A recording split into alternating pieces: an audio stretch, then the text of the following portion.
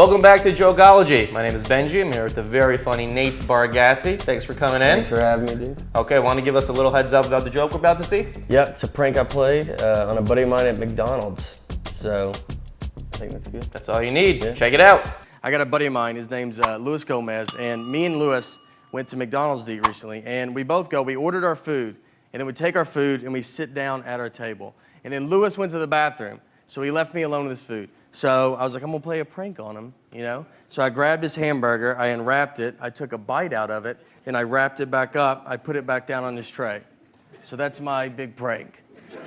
Like when he comes back and opens his burger, I'll just be like, dude, did they eat your burger before they gave it to you? That's crazy, right? Is that crazy?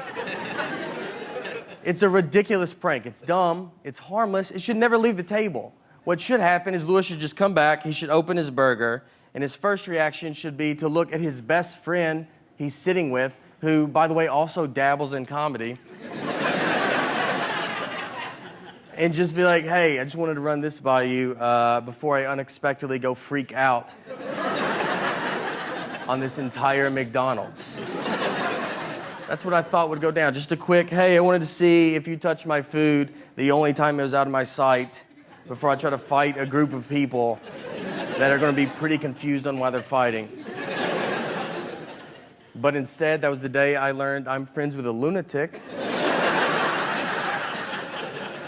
and a guy comfortable fighting McDonald's employees because he opened his burger and he could not have ignored me quicker. Like, didn't even kind of look, like, looked at him so, he looked like he expected them to do it, like it's happened before. And he's like, again with this?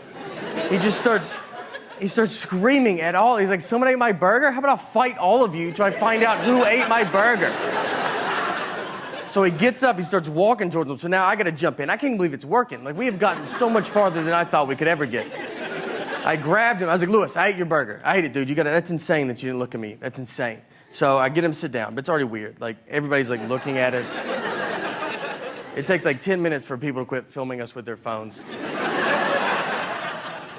And that's when it hits me. I started thinking about it. I was like, Luis, you're gonna get killed one day. I was like, you were about to go fight it. I was like, let's pretend that I'm not here. Let's pretend that someone did eat your burger that worked at this McDonald's. Let's pretend that really happened. You were gonna go blindly fight that guy. Not even try to like size him up, like see what he looks like at least. Do you really think you could beat up a guy that is apparently pretty confident in himself? That he's making burgers, he's then eating them. He's just sending them out to whoever. You don't think that guy's probably the greatest fighter of all time? I honestly think you'd walk to that McDonald's counter and be like, hey, who ate my burger? And all the McDonald's employees would just part ways. Because they know exactly who you're talking about. And in the very back of McDonald's, you see a guy standing there cracking his neck. He's got his fist in the fryer, doesn't even know it, just sitting there, warming his hands. All right, guys, thank you guys so much. Okay, that was a very long joke. I think the longest joke is. we've looked at so far. So the actual story is maybe like 30 seconds of this, and you just walk through possibilities of things that could have happened on that It's just day. setting it up, and then the reveal of like, you know, just saying like, what, you know, that, like, here's how it should happen, to would you really want to fight a guy that's comfortable even doing that? So it's like, that's the twist at the end. I think that's what people like a lot, is like just thinking, because it's just a different way to think about it, like, you know. So it's like, you just, you know, it's like, would you really be comfortable fighting that guy that's comfortable eating burgers that he's serving to people?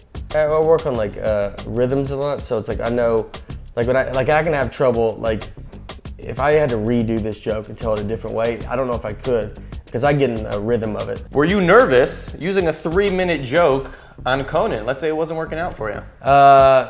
I was, but I always say, because I have a lot of jokes with like a lot of tags, so I have a lot of, that one I really don't, but sometimes I have a lot of outlet points, so I could, if I feel it not going good, I can stop a joke earlier and if it's going good, I can keep it going. So I like to always have a bunch of exit plans, you know.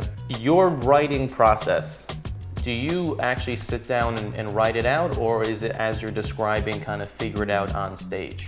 It's on the stage. I've never sat down and like, I've tried, but I worry about when I sit down and try to write, it won't be conversational. So I do run it in my head a lot. I just run jokes in my head. Like, so I'll I could be doing dishes, just like thinking of a joke. I run it by friends, like comic friends. I'm like, what about this joke, or and like I'll try to always say it with real people, just to keep it that to keep it conversational. Because I think, so you don't want to write it. You write it down. It's like I've got to memorize that, and I'm not gonna. It's not gonna come off like me. Right. Actually, this joke, I started hating it, and it stopped working. Like when you tell a joke too much, it can stop working, because it's just, you don't have the same excitement that you would have at the beginning when you were telling it. And then it comes back around, and then it'll end up working again. Okay, hope you guys enjoyed that. Once again, Benji, I'm here with Nate. You want to tell people where they can find you or what they should check out online? Twitter @Nate Bargatze, and my website, you can go to I Am Nate, which is easy to spell. And you have an album? I have an album, Yelled At by a Clown. Go buy it. It's on iTunes, Amazon, all that fun stuff. So go check that out. Awesome. Well, thanks for coming in. Thanks for having me. We hope you guys like that. Stay tuned for more coming up.